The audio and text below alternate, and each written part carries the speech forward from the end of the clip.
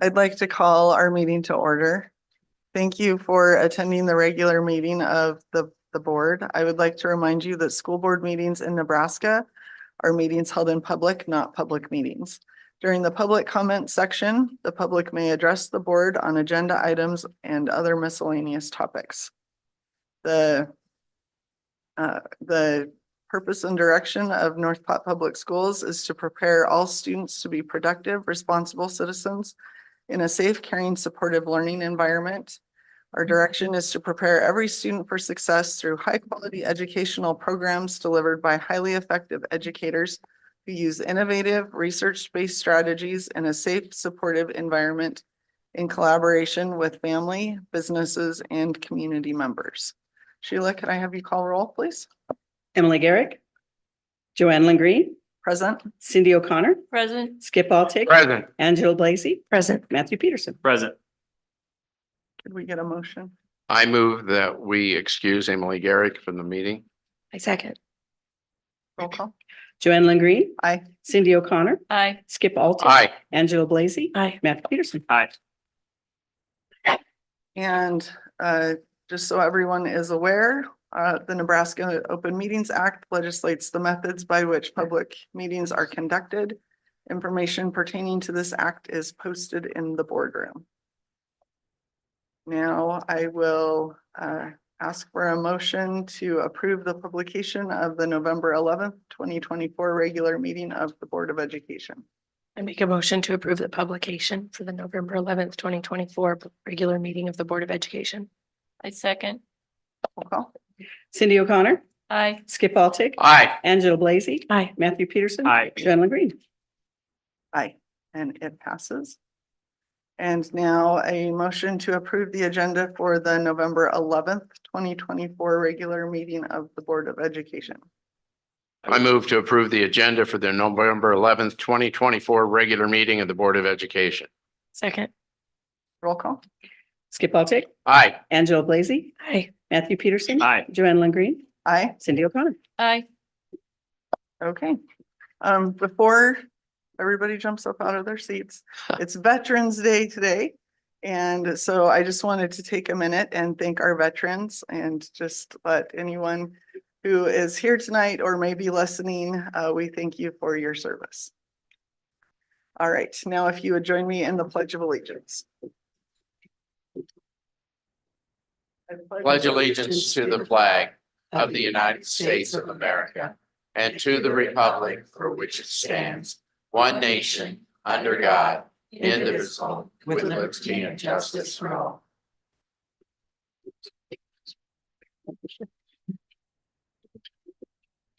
And we'll move on to the communication portion of our agenda.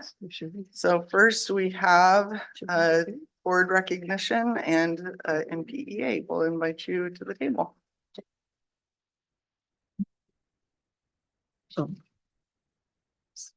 Good evening.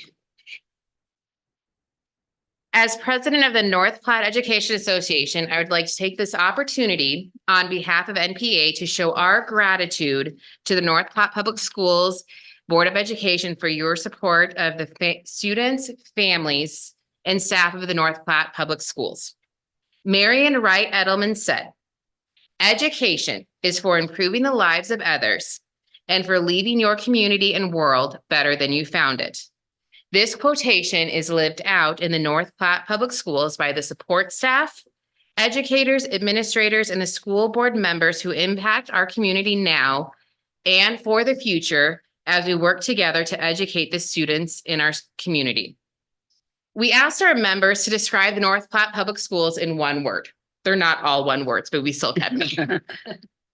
Some of the words that were chosen were intentional, committed, inclusive, empowered, and team.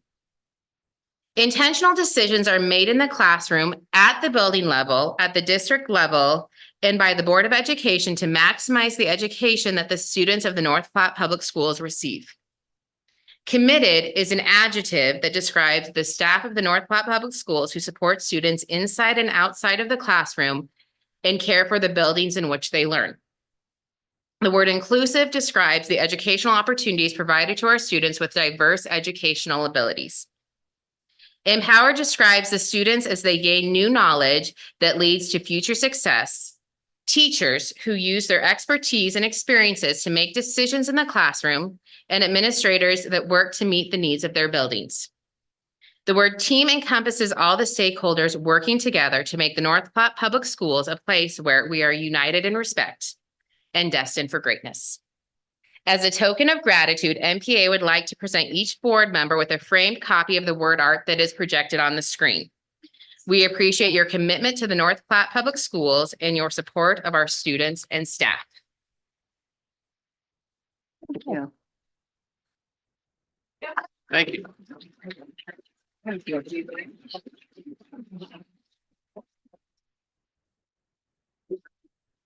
Made it. Still want to figure. I won't let you. Okay.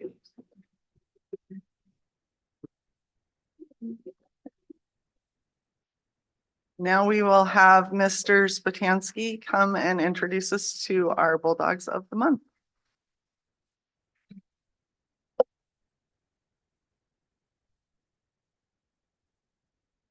The time in between each board meeting seems to get faster and faster. So tonight we have two amazing seniors to recognize as Bulldogs of the Month. We have Mr. Aiden Hawks and Miss Olivia Dobish. And so we'll go ahead and get right to it with Mr. Hawks.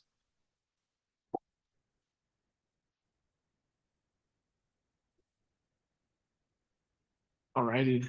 My name is Aiden Hawks. I'm a senior. Throughout my 4 years, I've participated in cross country and track and field. I've maintained a GPA of 3.95. My favorite memory throughout high school has got to be going through, going to state for track and stuff. We set the school record in the 4x8. That was awesome. It was an awesome experience. I'm undecided on where I want to go to college, but I plan to continue my athletic journey of running, and I want to go major to possibly be a physical therapist.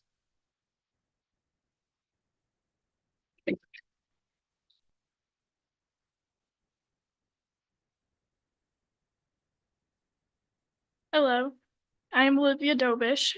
My parents are here, Dawn and Becky Dobish. I am involved in student council. Last year I was the secretary, and this year I am the president. I am currently the secretary of National Honor Society. I have been in JV Jazz Choir my freshman and sophomore year, and Blue and Gold Choir my junior and senior year. I'm also very involved in our theater department, being in 3 of the last musicals, the one act, and helping paint sets for plays. I have ran cross country all 4 years, and I've pole vaulted in track and field since middle school. A few of honors that I've received are being selected for the UNK Honor Choir last year, and being on the 4.0 GPA honor roll all 3+ years, and now being Bulldog of the Month.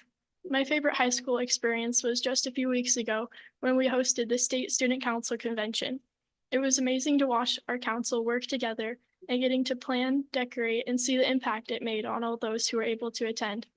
After graduation, I plan on attending a 4-year university to study psychology on my path to become an industrial organizational psychologist. Thank you guys for having us here today. It's truly an honor.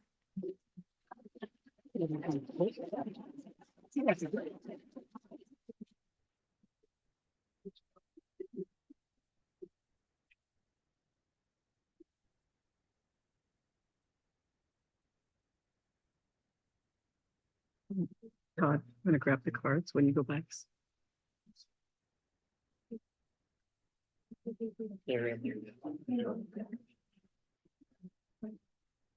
Or it just says Gary. Okay.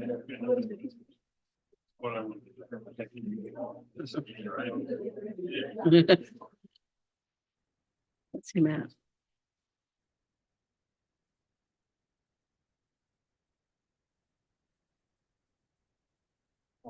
Thank you.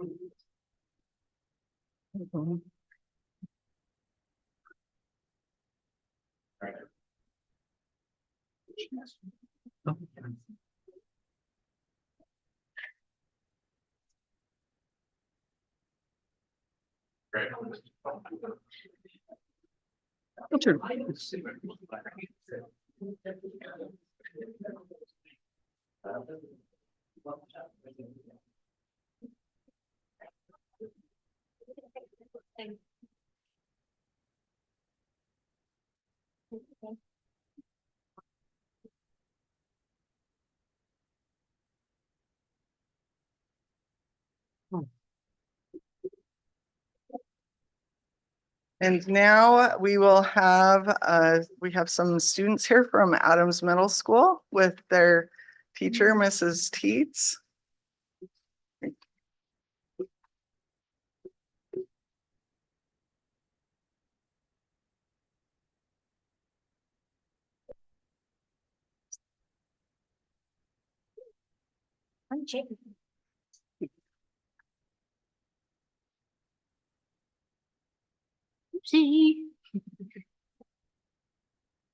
I'd like to thank you for inviting us here. We were asked to present on the coffee shop that we run out of Adams Middle School. And these are two of my students that I have in my class. You want to introduce yourself? Me? Yep. Oh, hi. Hi, my name is Georgie and What grade are you in? I'm in 8th grade and I'm doing very good in school. Would you introduce yourself? What's your name? Hi, my name is Tristan. Tristan, what grade are you?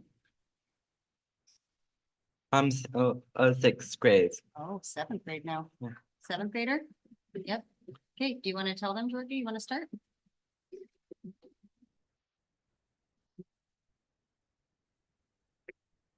We want 1 minute. Make it good. Okay. We run a coffee shop called Brew Crew.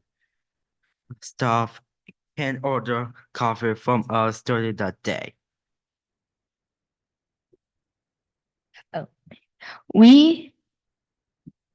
Sorry. They email the orders to Miss Teeth or call down to the room or come down.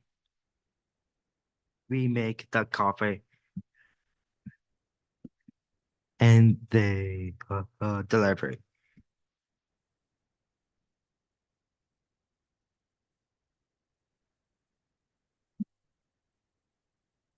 There are a lot of different flavors people can choose. We take turns count the money each month.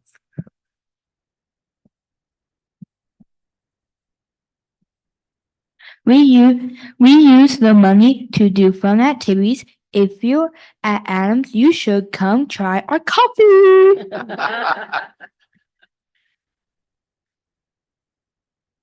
Hi. All right. Oh, It's so much fun.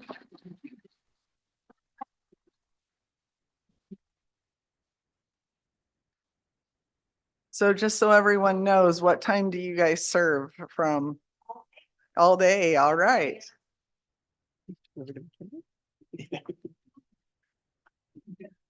And now, yep, we'll have Miss Birchall and she'll share with us our October staff of the month and give us an update on the foundation. Thank you. That's a hard act to follow. Good evening. We're excited to be awarding REACH grants. Just to give you an update, Jefferson's Miss Haley Keck received Tonys to help improve language development. Eisenhower, Miss Byrne, received yoga mats with a rack because her mats were from 1975. And then Madison's new teacher, Mr. Stevenson, requested tools to help repair string instruments because apparently there's kind of a long wait because that's kind of an in-demand service. And so this will help expedite that with some of those easier fixes. And at Cody, Miss Stump was surprised when she was funded for her Stand Up for Learning, which she requested 2 standing desks. And the kids were ecstatic about that one. So tune in to Canopy this Thursday to see where we'll be this week. It's that time of year, and I'm excited to say that Centria scholarship software is in place. We'll be launching that with the high school here this next week. And I will have been invited by the counselors to come talk to students and parents next Tuesday night.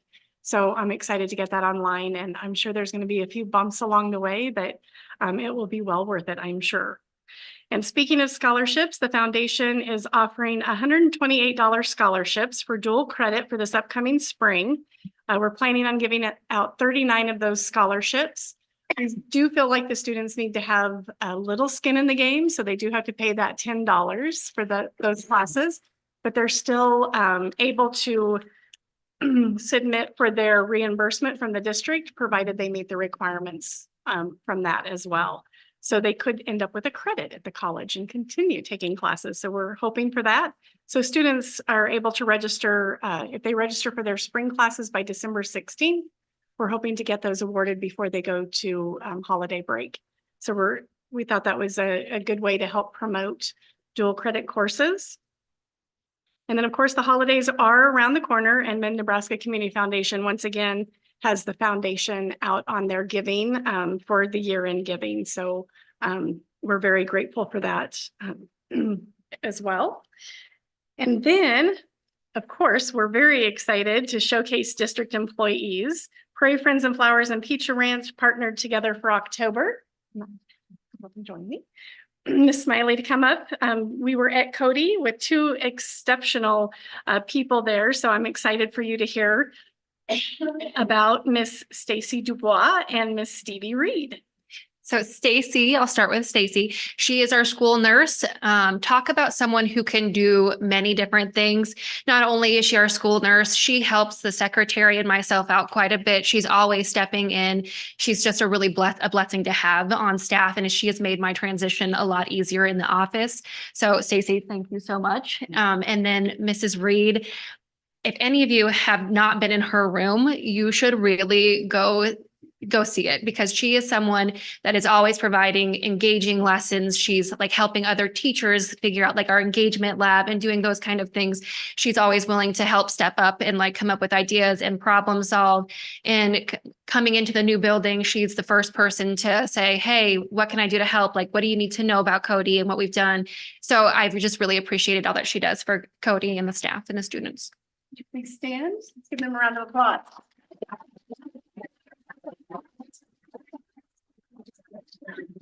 Forward, we'll get a photo.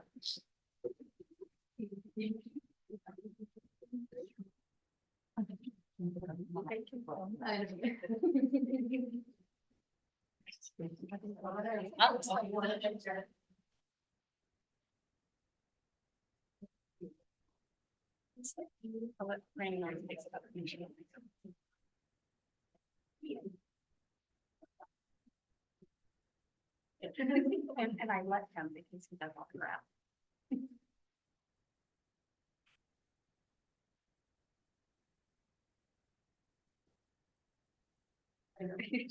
Sorry.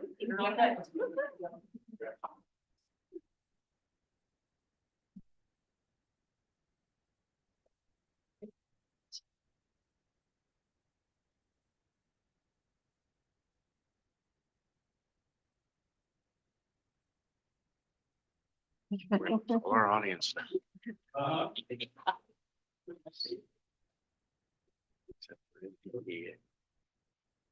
We'll now move to the consent agenda. Our adopted rules of parliamentary procedure, Robert's rules, provide for a consent agenda listing several items for approval of the board by a single motion. Documentation concerning these items has been provided to all board members and the public in advance to assure an extensive and thorough review. Items may be removed from the consent agenda at the request of any board member.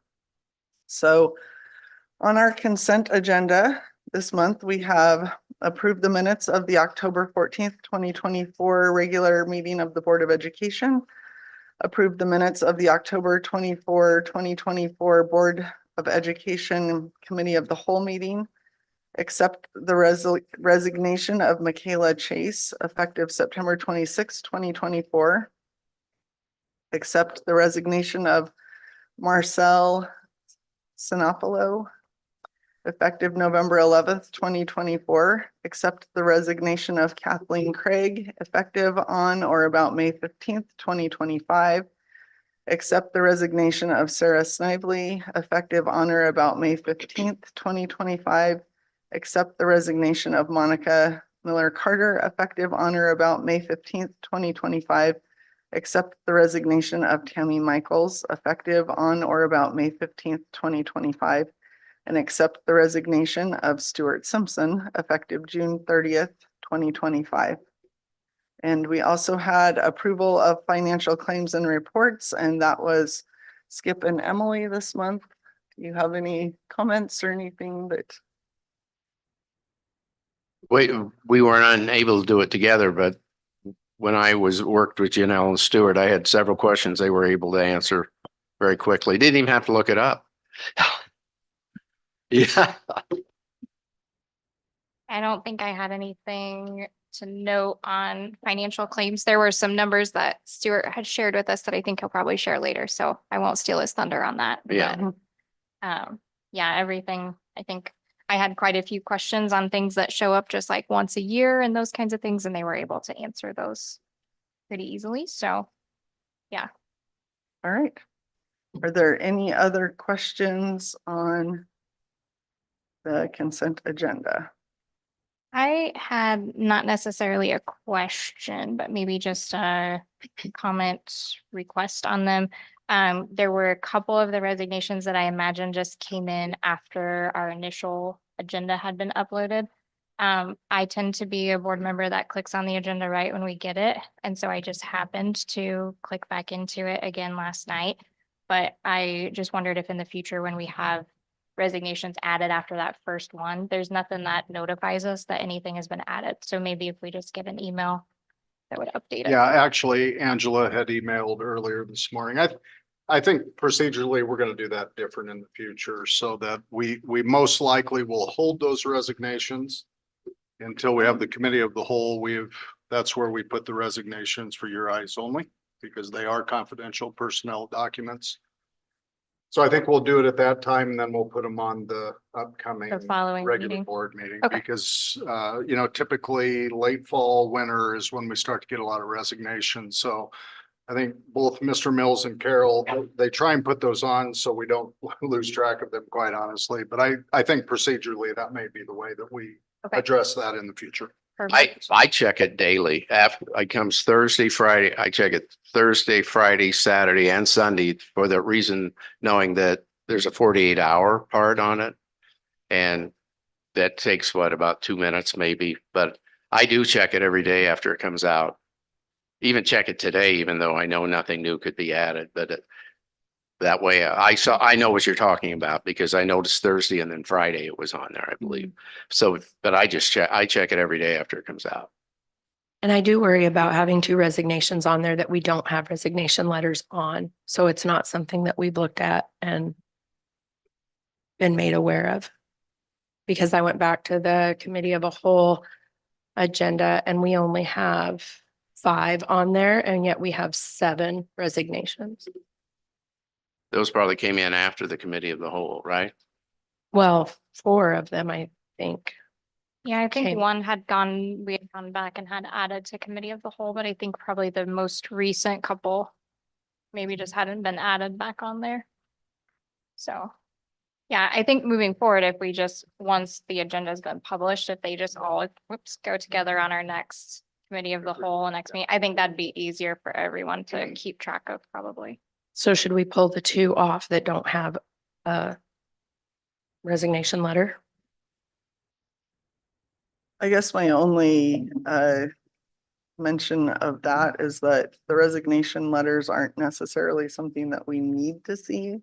In fact, our legal team has said, it can go one way or the other, but because it's part of a personnel file, it's not necessarily something that needs to be seen by the board. But we see the resignation letters, so picking and choosing who we see and who we don't is not. I mean, I don't think, I have a feeling one of these is a retirement. I don't think there's anything wrong. The only thing is we've been doing this for a couple of years now because I'm the one that brought this up to the board years ago. And there's 2 that were put on here and we don't have letters from them. they weren't put on to the committee of the whole like the other ones were. Well, they came in afterwards, after the Well, committee. We had two of them, one put on The November other- the 7th, one other put on thing November is if- 8th. If either of these people are seeking other employment, if we Right. put it off, then it puts that off for them as well. That makes So- sense. I The understand other that. thing is, I So- mean, this is a procedural thing. We can't deny these people their resignation. No, I So, totally mean, understand what you're if we saying, can but Get the information. I mean, if you want to see the letter later, that's fine, but I don't think we should pull them from the agenda today. Just I understand what you're saying. And I really understand what you're saying. We don't want them to have to keep from employment. But I would like to see those letters then normally before we vote on them. But Yeah, I think understand that. I wouldn't that's pull a them good- off because I don't want just them for to not be able to. consistency. Yes. Yeah, but yeah, I agree. Like, we don't want to, if they're seeking employment somewhere else, we don't want us not voting on the resignation to keep Right. them from being able to enter another contract. So Right. yeah, I get both of those sides for sure. So moving forward, we'll just get a notification, correct? It will be on the committee of the whole, and Okay. then any of the ones on the committee of the whole will vote on at the following. The following. So what we'll do via HR, we will hold these resignations until the committee of the whole. And then we'll have them on the committee of the whole. They will follow on the consent agenda of the regular board meeting. And I would just agree, you're voting on a consent agenda that includes resignations, not the reason why people are resigning. Correct. And yes, you can hold people that are resigning Right. their position contractually. Well, and in this situation, they're putting them in and they're putting their resignations in plenty of time. So that's not the thing. We're voting blindly on resignations is how I feel. I would make a motion this time to approve the consent agenda as presented. Second. Roll call. Aye. Aye. Hi. Aye. Aye. Aye. Okay, so we'll move on to, that passes. We'll move on to the reports and discussion items. And first up, we have Mr. Simpson and I guess possibly Dr. Rhodes are going to talk to us about the auditor's report. I think we have the auditors online that'll give a brief summary. So Correct. Mr. Simpson. Online is Gary Heinrichs from the Dana Cole Company in Ord, Nebraska. So obviously it makes it a little bit easier to do Zoom. It's a 2-hour trip for them. So this makes it a little bit easier. He will go through a PowerPoint, just sort of describing what, the audit as we did last year, only in the finance committee. And then in one of the action items, we will be approving the audit. Now, just to clarify, the audit was completed last week and we were required per state statute to upload that audit with the annual financial report, so that's already been uploaded to the state. This is just the process of the next step of approval by the board. So I'll turn it over to Gary. Thank you very much. Again, I'm Gary Henricks. I'm the engagement partner on this audit. Let me pull up my power screen And Gary, you should be able to, there you go.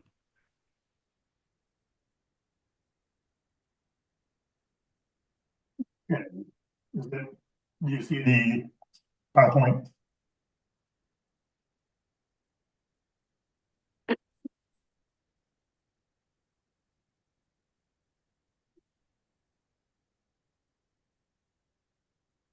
Can everybody hear me okay? Yeah, go ahead, Gary. Okay. So again, I'm just going to go through the little PowerPoint presentation. In the past, we've gone over this with the finance committee. This shouldn't take very long. It's basically going to be a recap of the audit report. This is a little more condensed. There'll be a comparison between this year and last year. First of all, we issued a non-modified audit report. Basically says the financial statements are presented fairly in all material aspects in accordance with the cash basis of accounting. And at the end of the financial statements, there is a report on the internal control over financial reporting compliance. There is one current year finding. It's the same one we have every year, and I will go over that. First of all, just to give you a summary of the governmental and proprietary fund balances.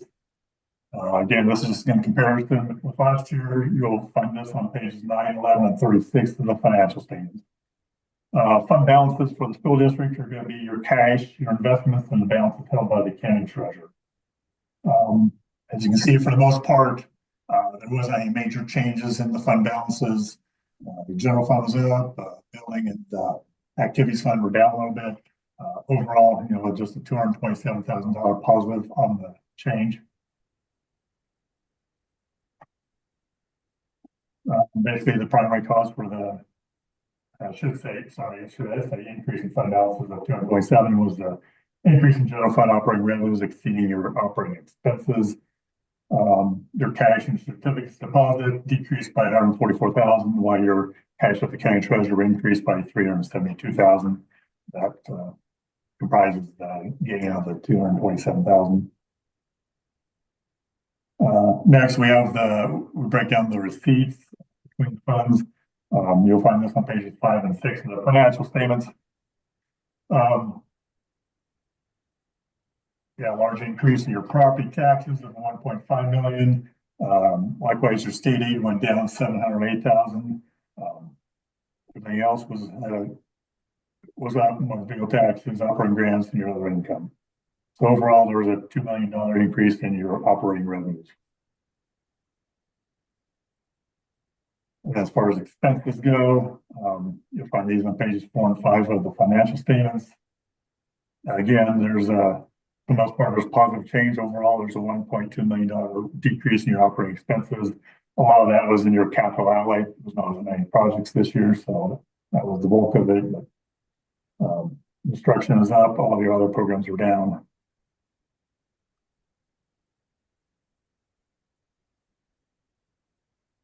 And then again, on pages 64 through 66, you will find the findings and it's basically the only findings we have, which is in all of our governmental financial statements, is to establish internal control over financial statement preparation review.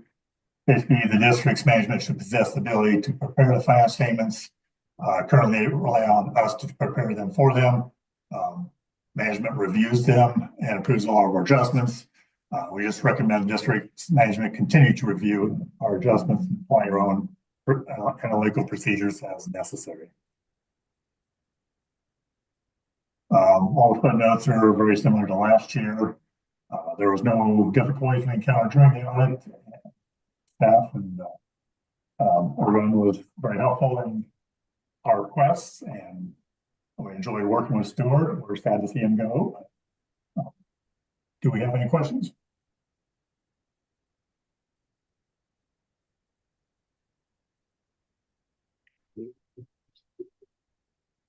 I don't have anything. I don't think we have anything, Gary. Thank you very much. We appreciate it. Yeah, thank you for your time.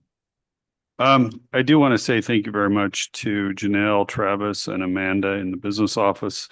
They do a lot of work to prepare to get to this point in the audit. Also, Sheila and Carol do pick up a little bit of the load, especially when the auditors are here. So I want to thank everybody for the process that we get to this point. And the thing that maybe if it wasn't clear enough is the only piece that they put in there on a management opinion is they prepare the financial report or the audit. Normally to get rid of that, the districts and any school district in the state of Nebraska would have to prepare the audit report, and then all they really do is give the opinion as far as if it presents fairly the opinion of the school district. But other than that, there is no other exceptions in the audit. And that one will be found on the last page of the audit when we come up for approval. How long are they here, Stuart? They come one day in July / this year was a little bit into August. They review a lot of the documentation as well as the grants.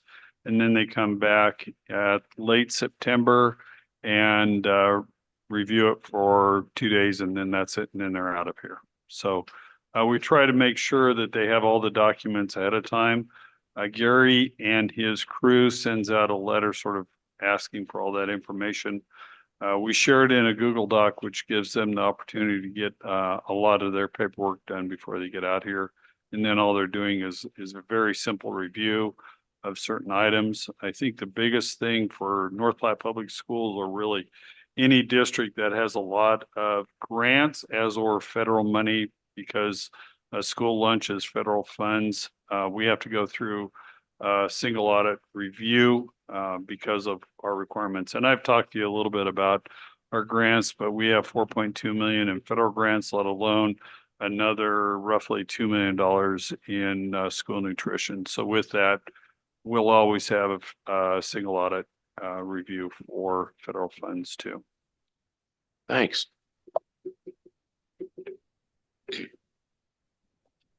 Okay, any further questions? We will move on then to the school enrollment report, and we'll turn the time back over to Mr. Simpson. I'm getting better on my Mac. So every year, Nebraska school districts are required to report their last Friday enrollment report. We call it that. It's actually October 1 is when actually the state pulls our data from Infinite Campus. So really, Kyle doesn't have to do a whole lot. They just go out to Infinite Campus and grab the data for North Platte, Millard, Hershey, whatever, and then upload that data.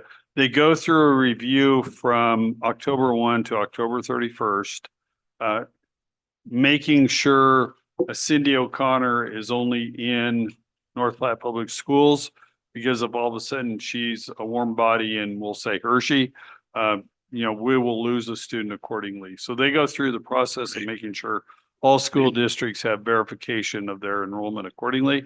And then we get that final official enrollment on October 31st. And then we go through and sort of put together a very simple document, but I tried to provide enough information to the board so that they can, or to the board and as well as our administrators on our enrollment for next year. This really goes into help driving state aid for the 25-26 school year with our enrollment. So if I can take you through just a couple of items on our enrollment. First of all, I've given you a 5-year history of our, hang on, let me blow that baby up.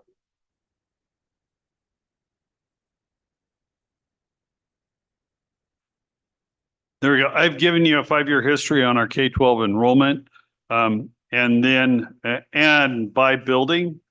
And then from there, I also given you our enrollment for our preschools. So we had 3,471 students K-12.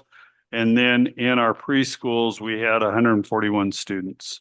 Now you can see Osgood out there, which says a half day, but our Osgood preschool was moved to Buffalo this year. That's why we're showing a 0 this year. So, but that'll carry through for the next couple of years until we have, 4 or 5 years on that, and then that'll drop off accordingly.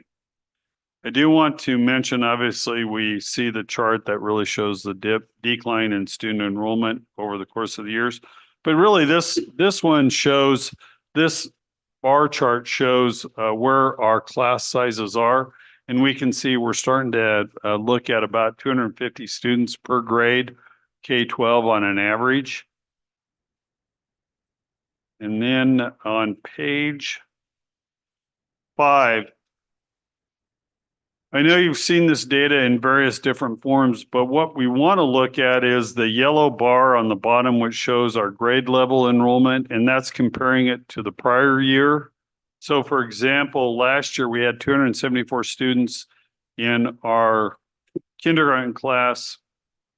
We now have 286 students in our first grade class. So I want to try to compare the cohort data accordingly, so that you can see if we're losing or gaining students accordingly. And you can see in our elementary school, other than 4th grade, that we have grown, a little bit in each grade level. Now we do know at the kindergarten level, and I show our graduating seniors last year of 296 compared to our 244 in our kindergarten class. But we knew that coming in as we look at our census data every year and report that this grade level was coming in a little bit smaller.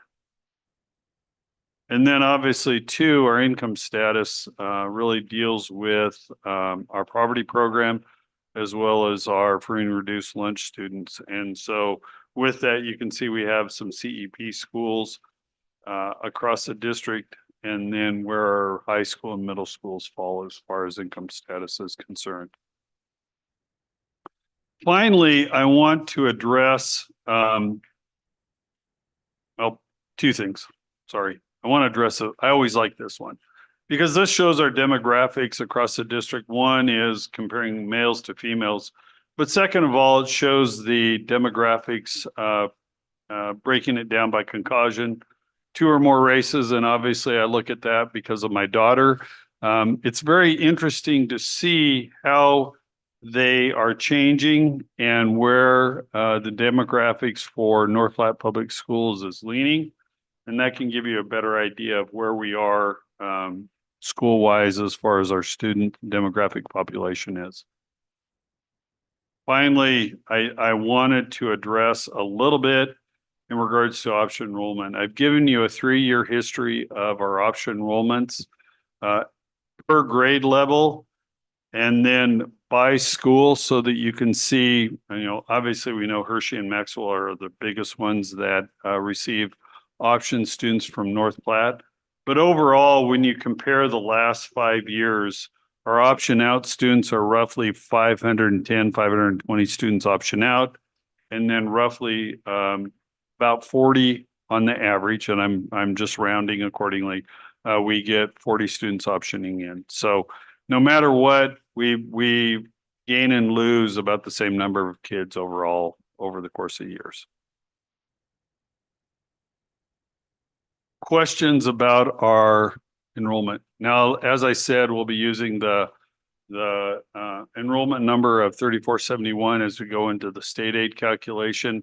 And then they'll have a factor based upon the number of students that leave the district, whether they're moving to another school district or they have early graduates at our high school.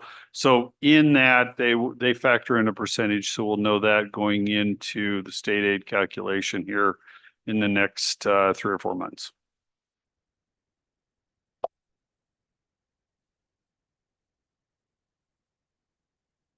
Any questions or comments?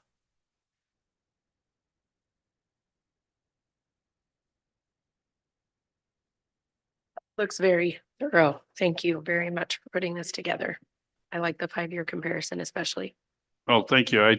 I try to give the board enough data and obviously every month as we go into the monthly financial reports, and I'll talk about that in a little bit. I try to look at that because that's what we're here for, is the kids. And so we try to at least know, where our student population is in comparison to all the other numbers that play into effect in running a school district. So thank you.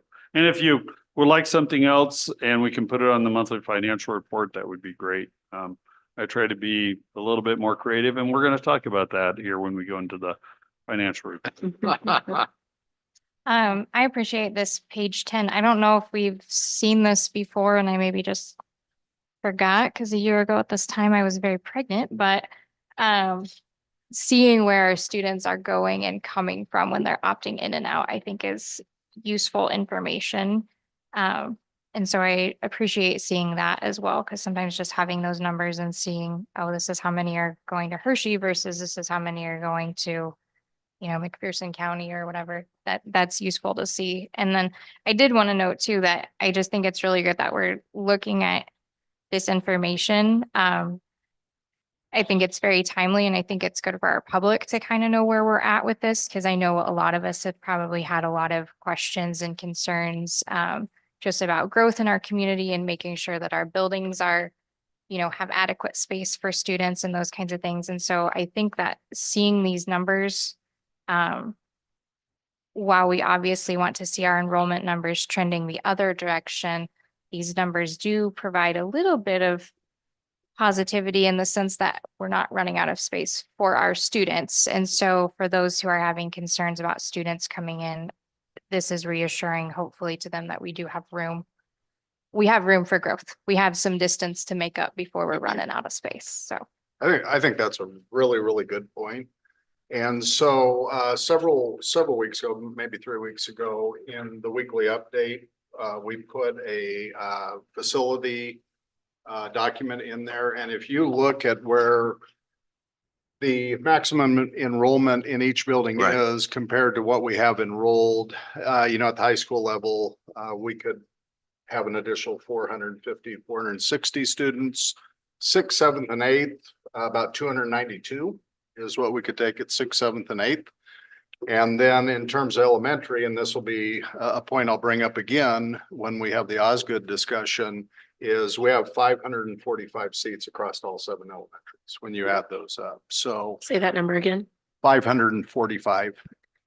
In terms of maximum, what we could take for maximum capacity in those buildings, what we currently have. Yeah.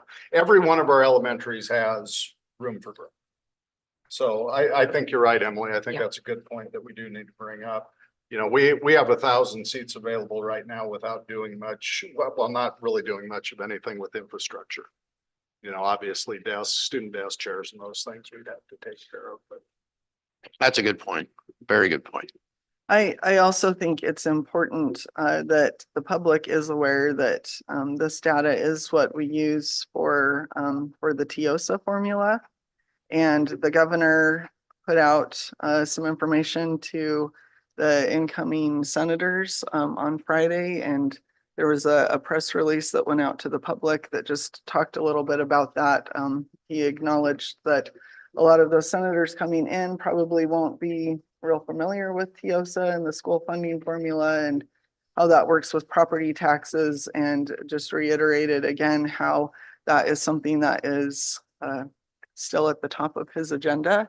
And so just getting that information out there, but not necessarily. One of the things I thought was really interesting is he talked about how there's a lot of schools that had lost funding in the last couple of years. And so he recognized that for some of those districts, that was the reason that they maybe increased their asking Property tax, to be able to fill that gap that from the funding that was lost from the state. And so it will be really interesting, I think, come January, just to see where those conversations go and how it may benefit us or negatively affect us potentially in the future. So it's just something to kind of keep an eye on as well. So.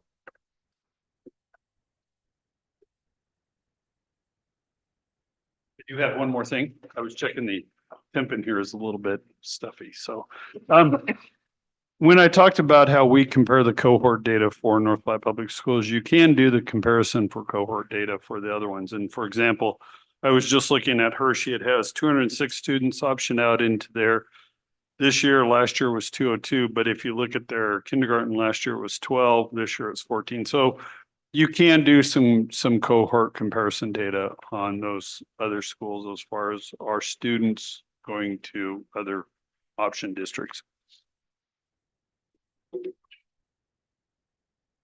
All right.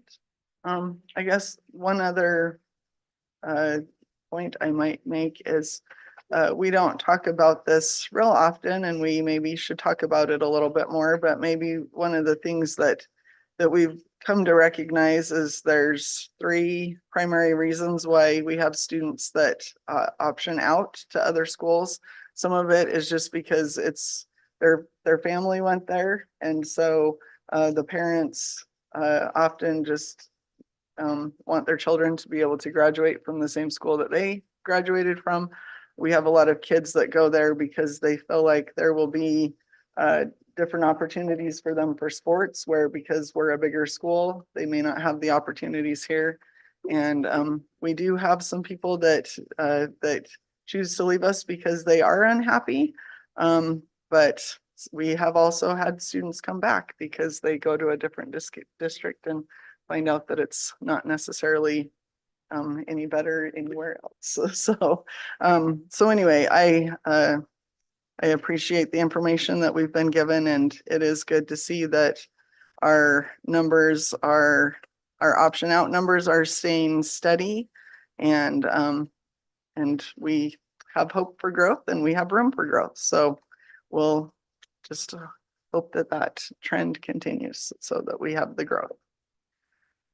So we'll go to the monthly financial and budget report, and again, Mr. Simpson. So I just want to start out. So I was being a little bit creative here because I always look at companies' financial reports. So I thought, oh, the way they put pictures on the front. So I thought I would grab from Brandon some pictures just to remind us, that we're here for the students. And so I tried to pull in some pictures that he takes, and I'll try to do that every month, maybe not as much. I got a little bit overwhelmed, but I was like, oh, I'm going to try and see what it does. So first of all, that's what we start out with. Second of all, as I mentioned before, we have the official enrollment, and I always pull the end of month enrollment for the financial report. This is the first one as of October 31st or November 1. I will do it again in December, but you can see a comparison of last month or the official one to October 31st. And then I give you a little bit of graphs, but really when we look at the statement of changes of budget to what we've actually spent, first of all, we should be at 16.66 if we look at the general fund. Other than SPED, we are sitting at 15.77. So we're a little bit low, which is good. And one of the items that we were talking about in the claims audit was our P card transactions. And 2 years ago, we were sitting at 293,000 through P cards. This last month we were at 216, and I've heard from various buildings, and because of where we are with the district on our budget, a lot of them are saying it's nice they don't have as many P card transactions to approve, so they're looking forward to that. Otherwise, if you take a look at the net change in net assets for the district for the last 5-year comparison, we would be at the same level as we were last year, but Blue Cross Blue Shield bills accordingly.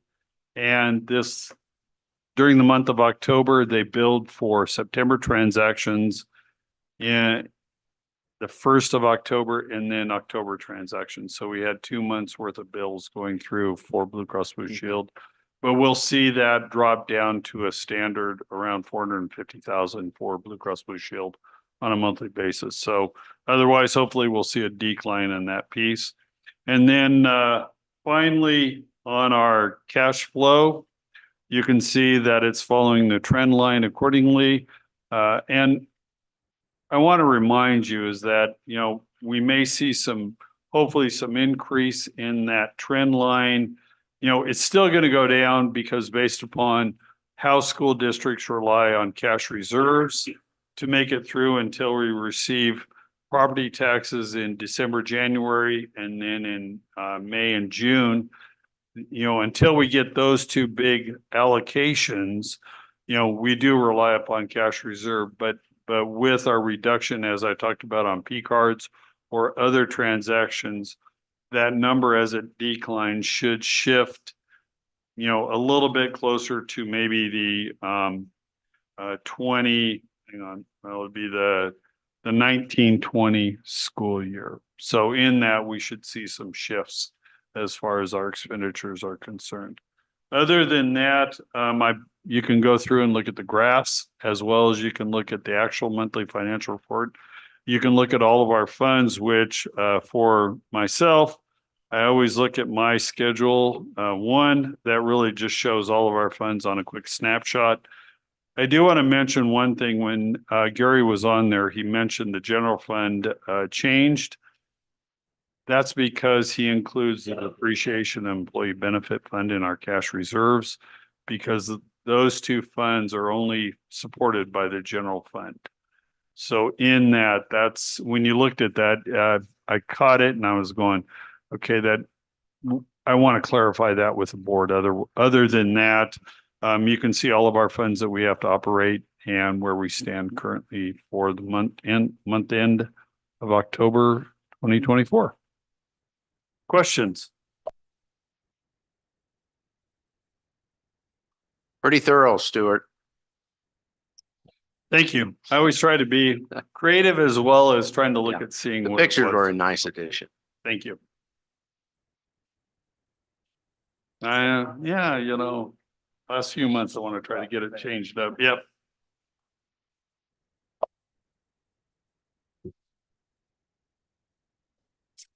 Okay, I think Mr. Mills waiting for you. all right. He's anxious. We'll move on to the staffing update. Well, good evening. Pleasure to be here. Staffing update, HR has been busy recruiting. I think I've let the board know of our different recruiting trips. We have one left this fall to Northern Colorado University this week on Thursday. You talked about obviously the consent agenda and the resignation. So that obviously brings about job advertisement. So making sure we get all those jobs advertised, and we've done so. So we're looking for ag and English and early childhood. So I just did a quick look of what was around the state. There's actually 8 ag jobs available in the state right now, and 16 other ELA. We have some interviews set for journalism. We've had one, and I have 2 more set up. And also we had, I think I've talked to you guys about having a fantastic ELL Spanish speaker interview. I'm following back up with her on Saturday. She's going to be here. And so I'm going to meet her Saturday morning to show her around the buildings.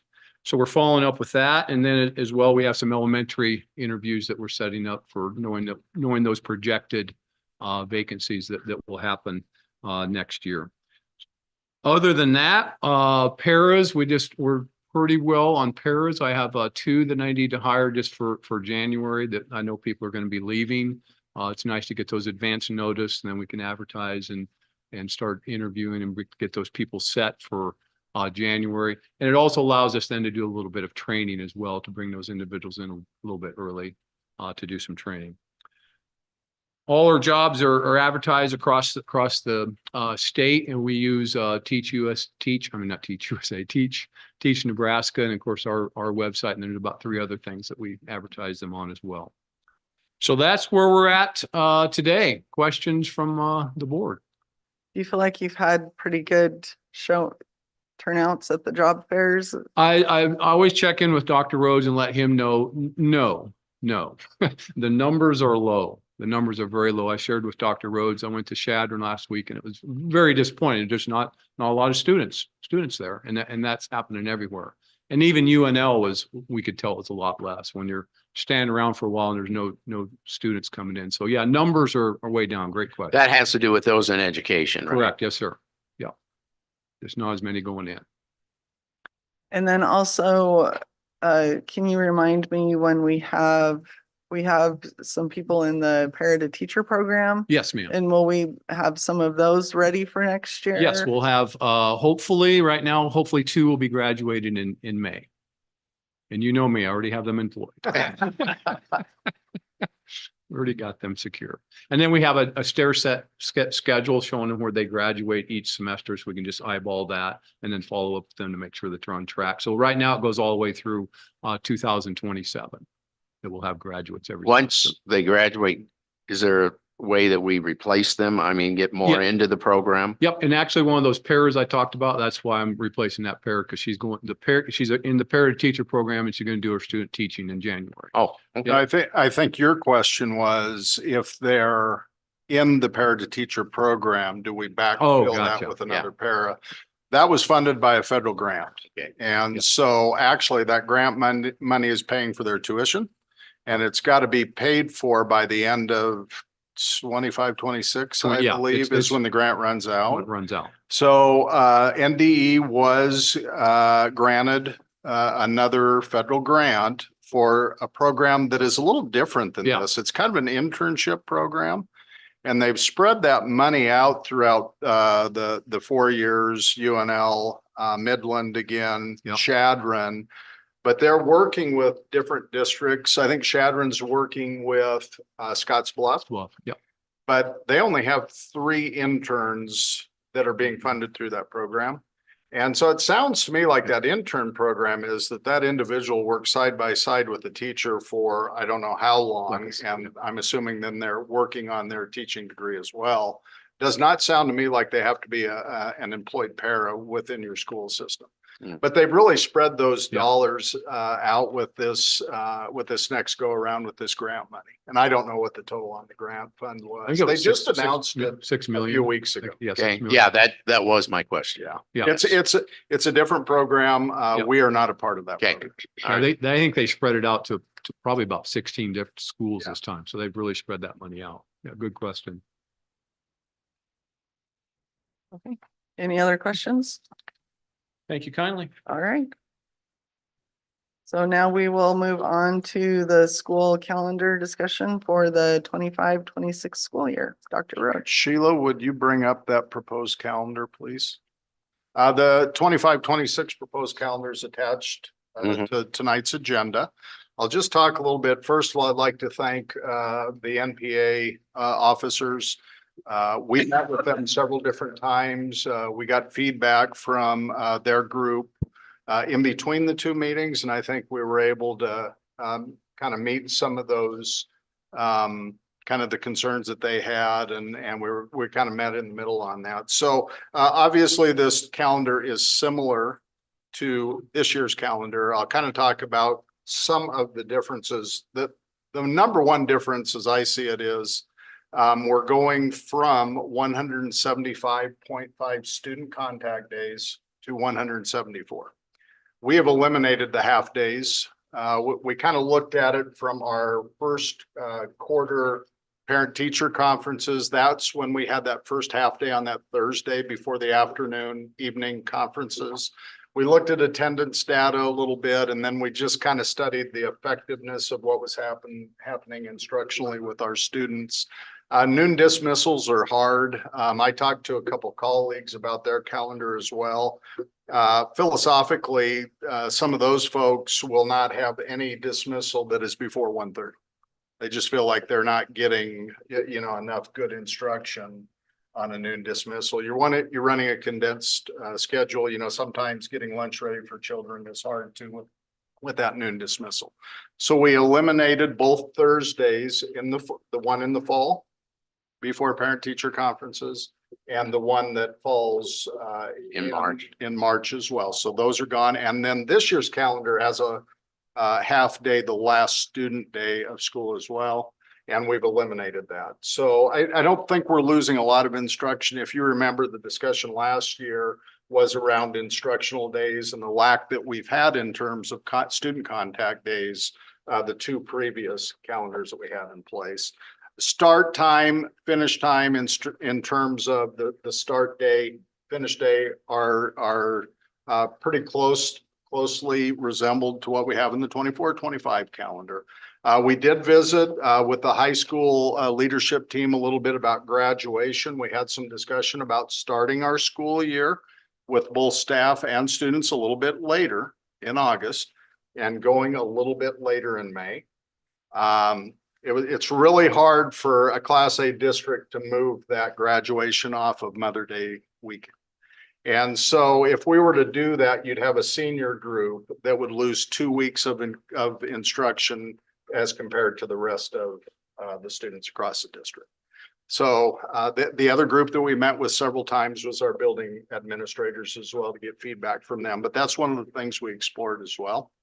The other thing we did is our teachers really wanted a non-meeting day before bringing in students. And they wanted a little bit shorter week for that first week with students. So we moved back the student start day to a Wednesday as opposed to a Tuesday.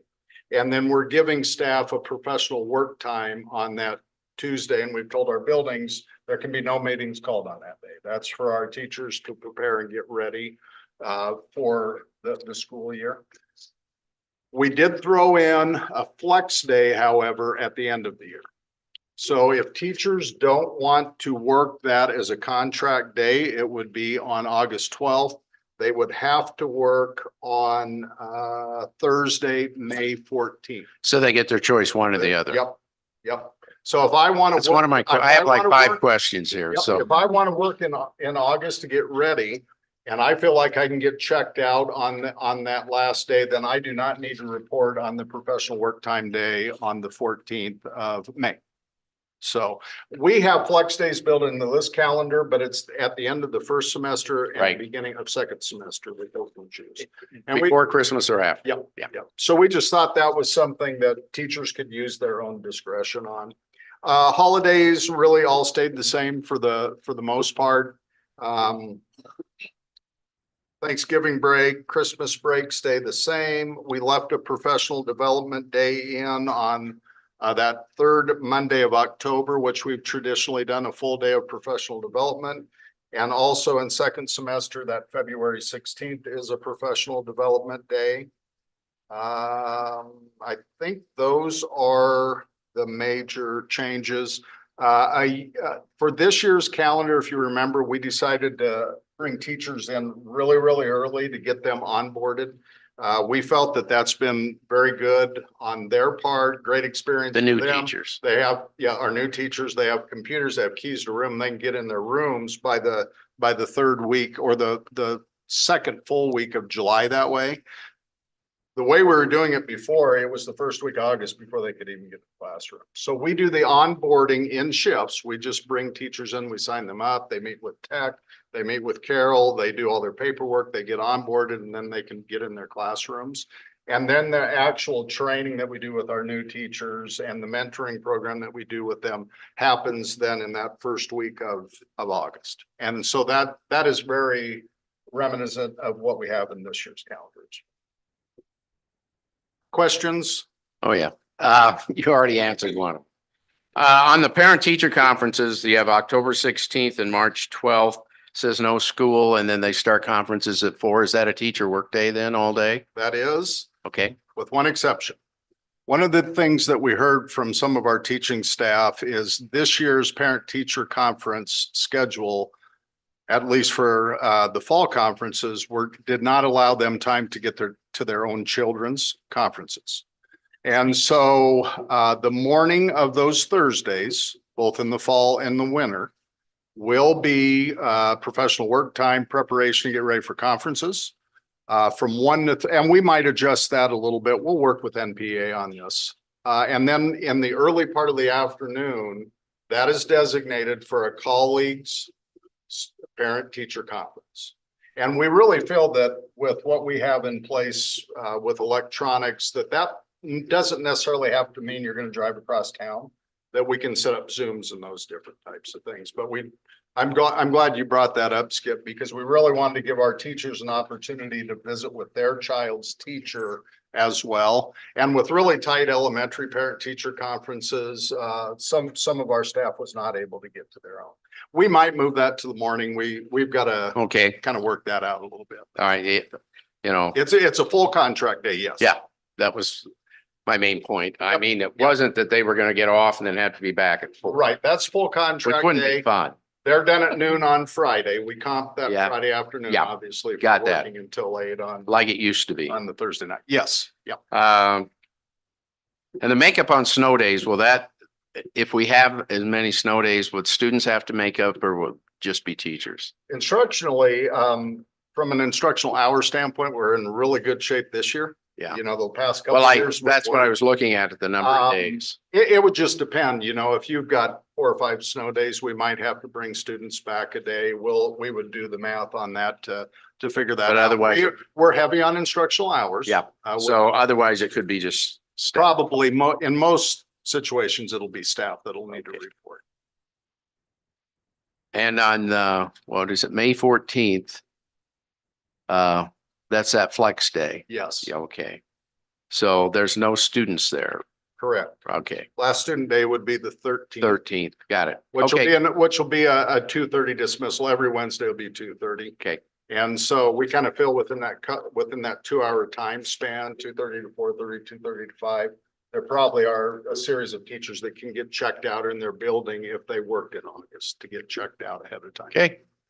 That May 14th, just to kind of piggyback on Skip's questions there, that May 14th. So if a teacher has worked August 12th, for instance, that flex day, and they need an inclement weather makeup day, could they then use that May 14th? Yeah, we'd Okay, be so flexible that would with be Yeah, potential absolutely. to go ahead and start those makeup Good days early. question. Yes. And then just a couple comments that I noticed that I liked about this calendar. Having been a former teacher that taught quarter-long classes, I like how consistent the lengths of quarters are on this calendar, because I know that in past calendars, you have some quarters that might be almost a full week longer than Yeah, others. yeah. And as a quarter teacher, keeping things fair and consistent, that was really challenging.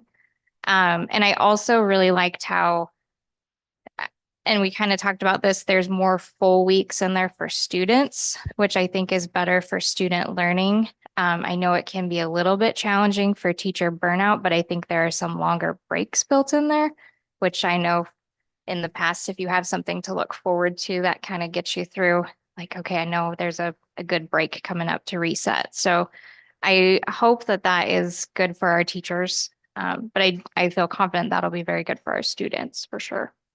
And I'm glad you brought up the first semester days, second semester days. That was the other discussion we had with our high school leadership team.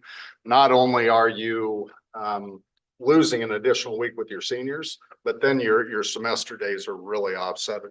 And of course, your quarter days would too. So yeah, for quarter teachers, you're trying to get through your curriculum, but you have 49 days here and you have 39 over here. And it's difficult from a curriculum and a teaching standpoint. When do you have the seniors last day? Usually we allow our leadership team to decide that. Is it like the Tuesday of that week of graduation? May 5th, that Tuesday, yeah.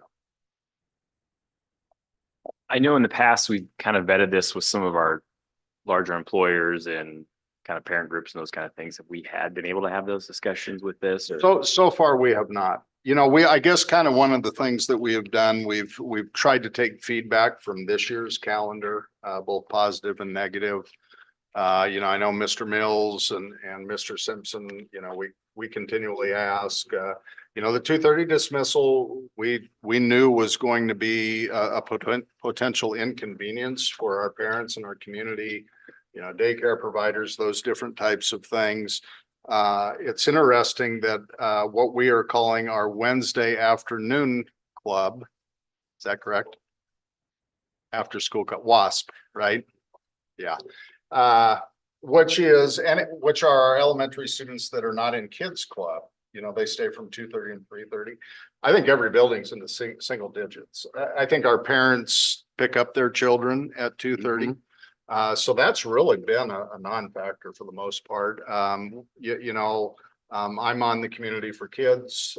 We haven't heard anything from our private daycare providers. So I think it's worked pretty well for everybody in the community. I do wonder if some of that might be just coming off of COVID 4 or 5 years ago as well. When we talked about the calendar for this year, I went to the elementaries at 1:30, 2 o'clock during the fall and just watched pickup. And, a lot of our buildings have parents lining up at 2 o'clock. In fact, Madison Middle School is probably the one that has more people ready to pick up their kids by 2 o'clock as opposed to anyone. So. I know just from a parent standpoint, that early out Wednesday is really convenient if you're able to schedule medical appointments during that time so that your kids aren't having to miss school. So that's one thing that I know has worked a little bit. One question I had was just about open houses in the fall. Does this calendar lend itself pretty well to them being able to do their open houses? And yeah, last week we met with our elementary principals, our middle school principals, and high school principals. And we will have staggered open houses so that if you have an elementary child, you won't be missing your Adams Middle School child open house. I think Adams will continue to do theirs in the spring. They did theirs in the spring a year ago as opposed to the fall. And then they do a new student, kind of a new student orientation open house in the fall. So yeah, we did hear some feedback on that, that I could only attend, you know, one of my children's open houses. So we do have them back to staggered. We're fine tuning those dates, but yes, they will all be on different evenings. Okay, any further questions? All right. Or is it likely that we'll be bringing this back in December Next then month. for It'll be an action item? Yep, Okay. so we can let our community know. Very good. Okay, so now we will move on to the Osgood Elementary discussion, and I'll turn some time over to Dr. Rhodes and Mr. Simpson. So before we open it up for discussion, just some numbers to remind the board. Osgood Elementary was built in 1960.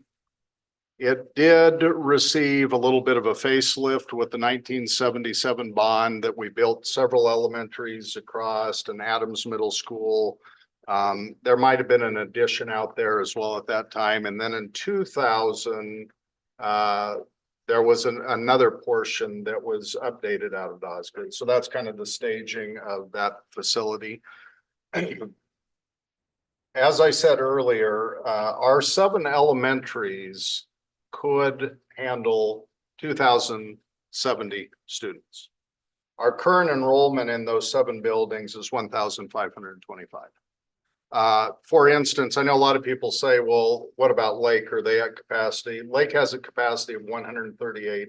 They currently have 110 students. So even Lake could take a few students. The capacity of Osgood is probably about 130, 138. Very, very commiserate to what we have at Lake. Mr. Simpson and I met with Rob Stefka from Commercial Investment Services probably a month ago, 5 weeks ago, just to talk a little bit with Robbie about what it looked like when we worked with that firm and the auction of Hall. We talked about the timing of having an auction. We talked a little bit about kind of the financial side. What is the expectation from them? When we contracted with them from Hall, they did all the marketing and they chose the auctioneer as well. And that was a 7% commission for commercial investments. That's what it cost the district, 7% of what we sold Hall for. It's still 7% today. If the board chooses to move that property and they want to go with commercial investments. I think the marketing piece, when we talked with Robbie, was kind of the big piece, that they really do that marketing piece. And they'll visit with 2 or 3 auctioneers to make sure they've got a good read on, you know, the property and kind of what's happening, you know, across North Platte. And then really, we asked him a little bit about the timing of a sale or an auction. He didn't see much difference in a spring versus a fall sale. Hall was a fall sale. So he said he didn't think that it would change the potential amount of people that would be interested or anything like that. Obviously, you want some nice weather. You want to get through winter and those different types of things. Mr. Simpson, remind us kind of on average monthly. Oh, the other thing before Mr. Simpson does that, remember, we have 2 folks that have offices out there right now. We have our Head Start coordinator that we've talked about over the years, moving to Buffalo, finding an office space in Buffalo, or maybe coming to McKinley. And then we have Val Hyde, who's the executive director of Community Kids. Both of those ladies are out there sporadically. It isn't like they spend 8 hours a day out there or anything like that. So we would not abandon those 2. We would find an office space for them. Might be here or could be at Buffalo or at one of the other buildings. So that wouldn't be an issue. So when we look at how much it costs us, Dr. Rhodes mentioned monthly, it roughly costs us about $1,650 a month for electricity and natural gas. overall, if you look at it at a yearly basis, it's roughly around $20,000. Give or take the number of people in a building as well as natural gas costs on the market and so forth. So rounded at 20,000. Then we do have a custodian going out there right now, at least checking on it every other week. Just roughly looking at the cost of a custodian, it would be around $10,000 a year just to have that custodian go out there and take a look at that. So it's roughly about $850 a month that we're spending on a custodian just to make sure everything is still operating. There's no problems out there. And then obviously, we're still going to have to deal with, if we maintain that building over time, roofing will come into play, as well as just safety and security of the building overall. So we still have other costs that you really can't put a cost to it until something happens. But really, to the point of, it's costing us about $30,000 a year to continually operate Osgood at the stage that it's in. Do we have someone that takes care of parking lots and sidewalks in the winter months then as well? Yes, so our maintenance staff, obviously it's not as a high priority as well as McKinley isn't. We want to get to the various school buildings first, and then they'll get to McKinley, and then they'll get out to Osgood and clean the parking lot accordingly. So yes, we will have those costs. Same way with mowing too. That's it's a brick structure, but it's got some stick to it as well. If you go out there and you look at the soffit and fascia, that's a painted soffit and fascia. So, you've got to continually make sure that that's painted before you get rot. That's a rock ballast on that roof. And a lot of our buildings are rock ballast. The advantage we do have with that building that I kind of think is unique is that's got a pitched roof on it. And so, a lot of our school buildings have a slight pitch that goes to a roof drain, but they're pretty much flat roofs. So at the very least, at least that's got a pitched roof to remove the water. But it is a rock ballast, and generally rock ballast can be a little bit more expensive to replace because you got to remove the rock, put new membrane down, bring the rock back if you're going to put a rock ballast back down. So I think we just, we visited with the board officers. If they wanted to put it on the agenda, we left it alone for a month or two. We knew that you were getting some questions from community members. And so we thought we'd bring it back. At this point, it's simply a discussion item. And we'll need some direction at some point on which way you would like us to go with that facility. So are we still spending the same amount of money even though we're renting it out? No, there would be a slight decrease, but it doesn't equal it out. Right. Yeah. Worth what we're getting from the lease per month. Correct. So really what we're doing is, and it's on my financial reports within the cooperative fund, you'll see the revenue coming in for the rental, but obviously we're going to still spend the $20,000 on utilities that will come out of cooperating fund, and then we'll have to subsidize it from the district level, and that's how the cooperating fund works. And that building is a one-track school, correct? Correct. I think the max capacity on that building is similar to the lake. I think it's about 130, 135, right around in there, if I remember correctly. And as a follow-up to Cindy's question, can you tell us the cost per pupil difference between a single track school versus a 2 or 3 track school, how that looks? Yeah, so if it were an operating school. Yeah, in most cases, your single tracks, the cost per pupil is more than a 2-track, certainly more than a 3-track. So our most efficient schools that we have in our district at the elementary level are Jefferson and Lincoln, followed closely by McDonald. McDonald is pretty efficient as well. But I also think they have about 246 teachers right around in there. I think when I did the math here 5 or 6 weeks ago, and this is just from memory and approximation, about $1,000 more per pupil is generally what you're going to spend on a single track. Per year. Per year. Yes, per year. I'm sorry. Yes, per year, per year. Yep. And how many years has it been? So I know we had a daycare in there for a little while. How long have they been out? And then how long has it been since we've had public school students that have taken up most of that building? Because I know we also had a preschool in there for a little while with the daycare. So in terms of our half-day preschool program, this is the first year that it is not housed at Osgood. It is at, Tammy Michaels has that half-day program at Buffalo. So that's been just this year. In terms of the daycare, this is the second year. My first year in the district, we still have that daycare. We still lease that to the private daycare. How about And then Ladybug Crossing came in 2021. So you can pretty much say about 4 years ago was the last time we had students in the building. So probably the 19-20 school year was the Correct. last year that we had Correct. kids In the building. Yeah, And- we and closed it in we- March of 2020 for Is that- COVID, and then it never came Yeah. back. Okay. Yep.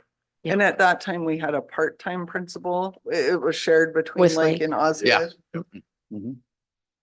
But we still have plenty of room at the other schools if we have. You have 545 spaces. I guess my thought is we're wasting money paying for a building that's sitting mostly empty.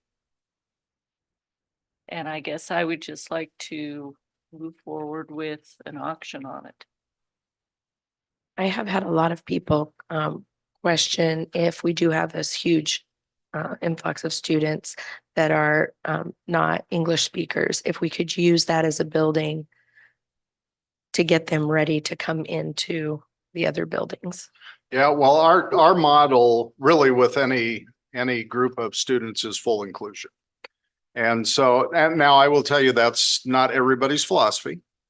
We do have some neighboring districts not far off that might have an elementary, one building that's more EL. Right now, all of our elementaries have EL students in them. So we serve all those students. We actually are working on our elementary EL program for next year that might be more based on a couple sites.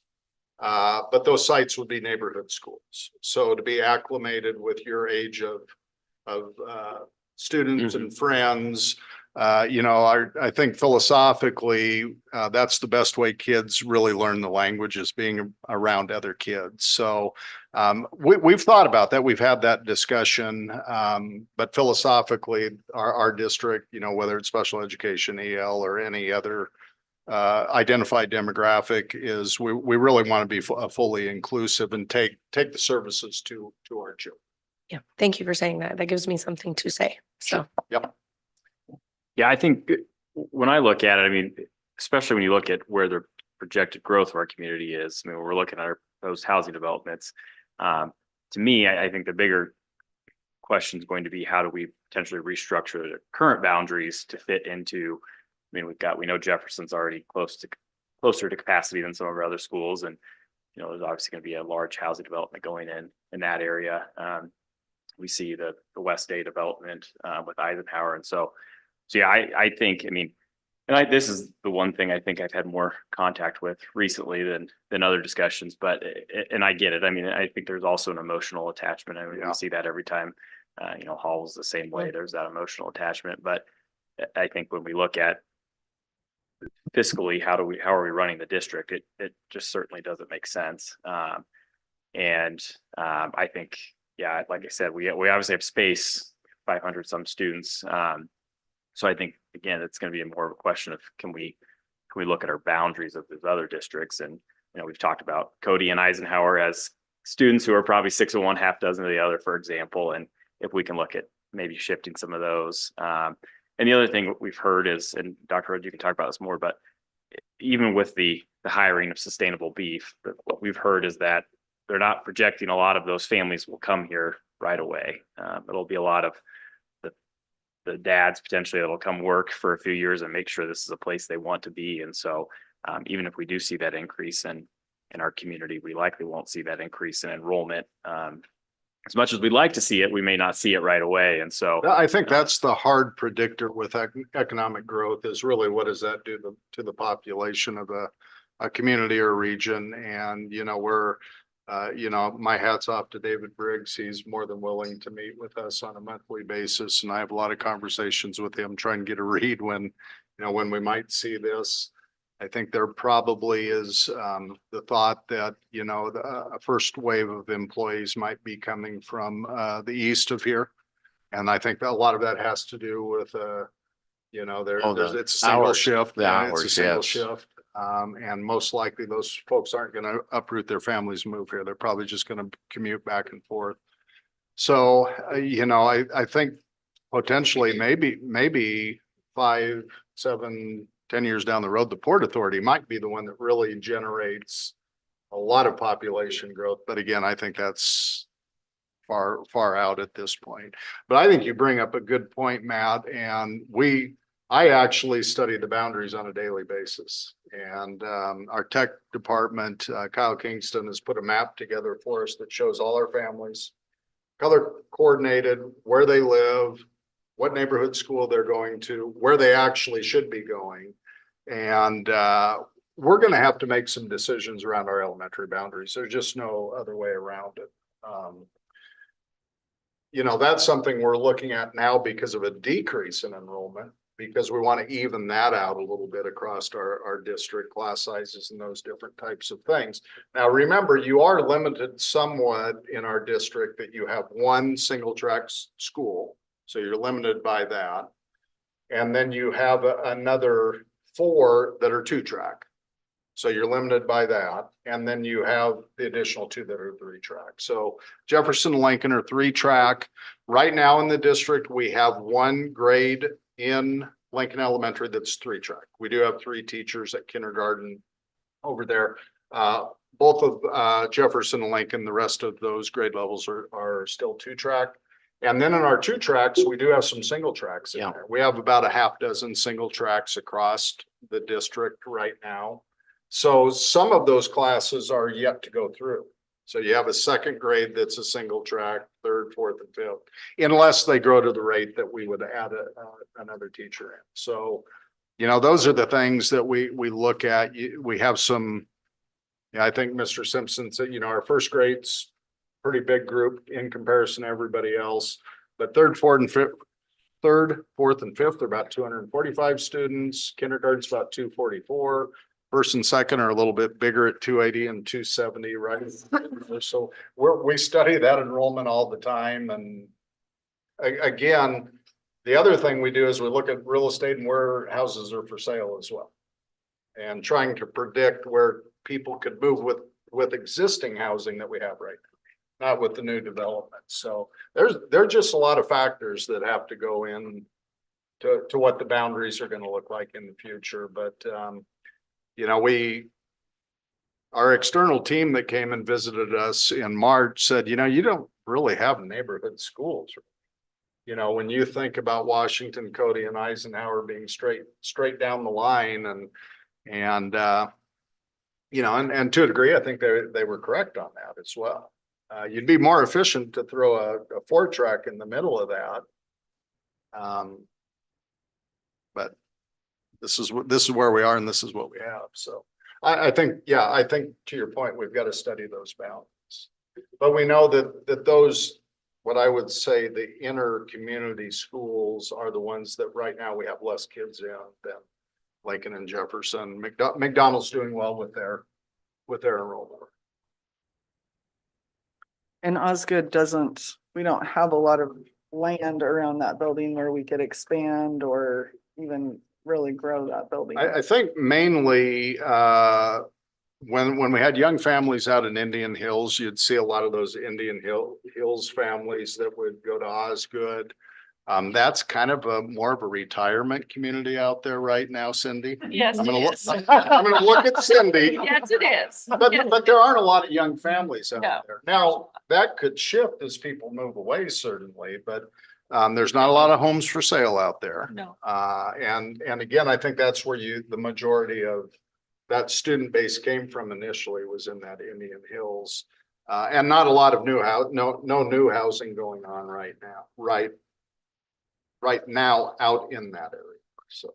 Well, But and there could be, sorry, other opportunities potentially for either expansion of the lake or, I mean, there's enough property out there that even if it came to it eventually, that there could be Right. another school Yeah. built or something, which as we're thinking could be several years down the road. So, okay, sorry. No, you're good. I just wanted to, point out, it's not like we're closing a school. This school was closed 4 years ago. It's completely out of our hands. Good point. On Very that. good There point. have not been students minus preschool for 4 years now. That's a So, great point. it was a great school. That is not up for discussion, but it hasn't been one for 4 years and we didn't close that.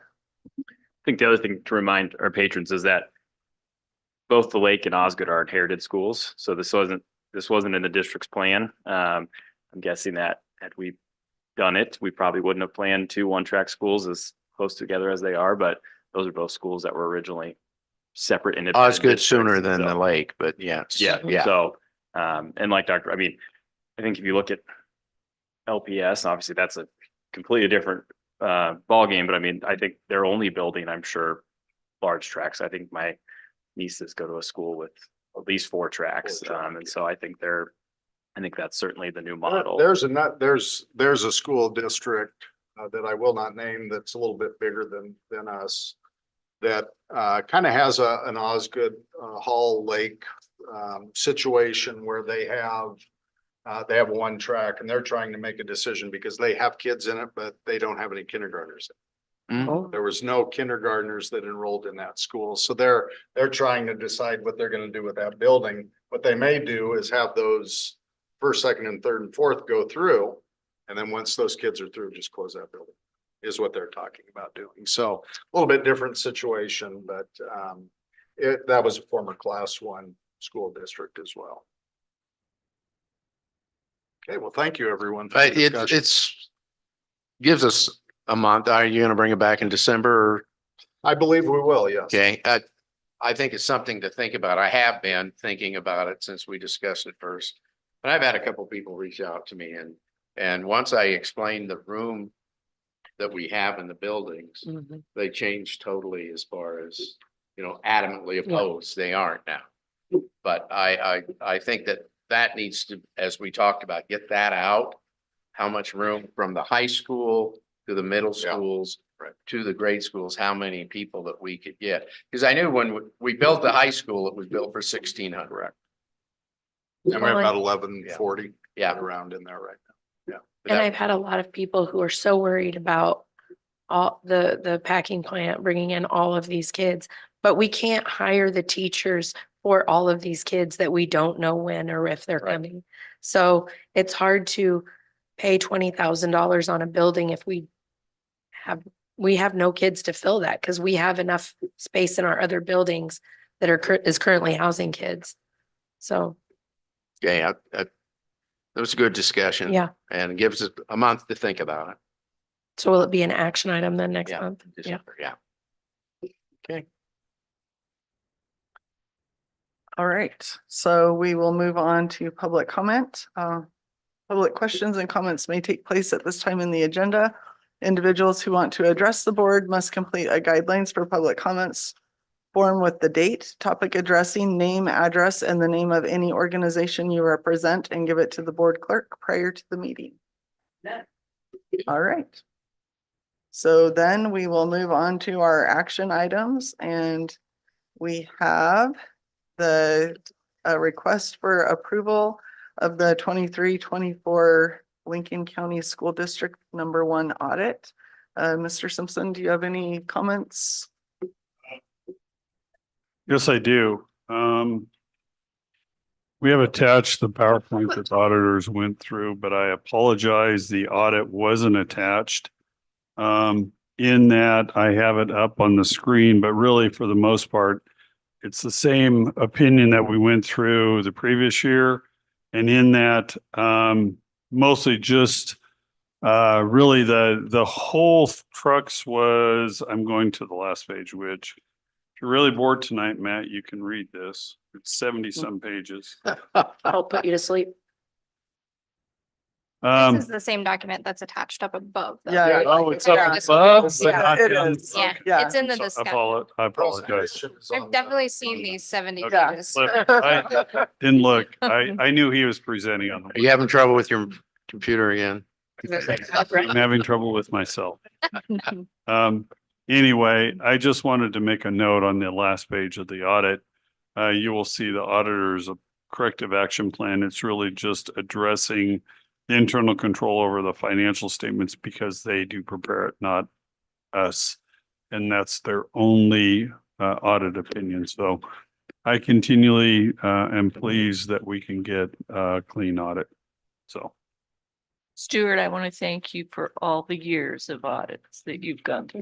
I've had, including my community college here, is we're going on 43 years. I've had to do an audit. So thank you. I'll make a motion to approve the 2023-2024 Lincoln County School District 1 audit. I second. Do we have any other discussion? I think Stuart's gonna become an auditor in his retirement. Oh, there you go. Have some fun with it. I was giving Sheila a bad time because when I printed my financial report as well as got the audit, I went like this. So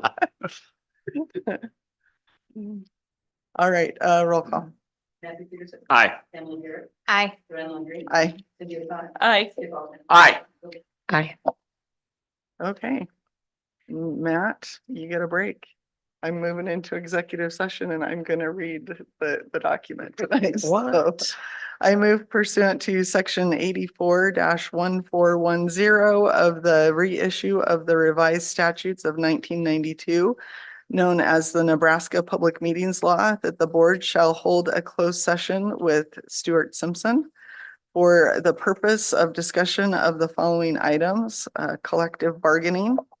I further move that this closed session is clearly necessary for the protection of the public interest and for the prevention of needless injury to the reputation of an individual or individuals, and that strategy sessions with respect to real estate litigation and collective bargaining are specifically authorized by Nebraska Public Meetings Law. Second. Roll call. Aye. Aye. Aye. Aye. Aye. Aye. What room?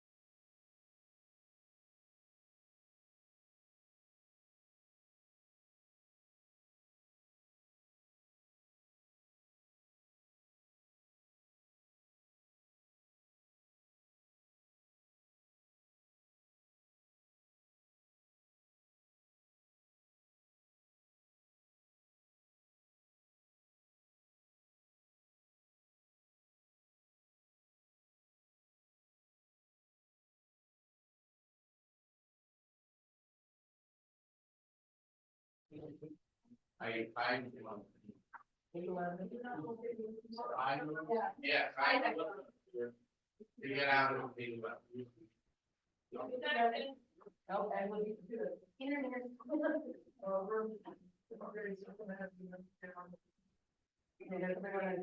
Still, no, yeah, no.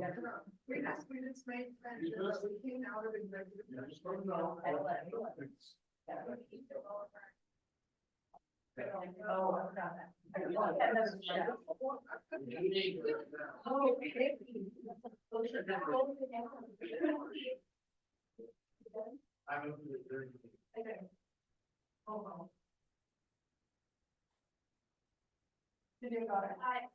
Aye. Aye. Aye.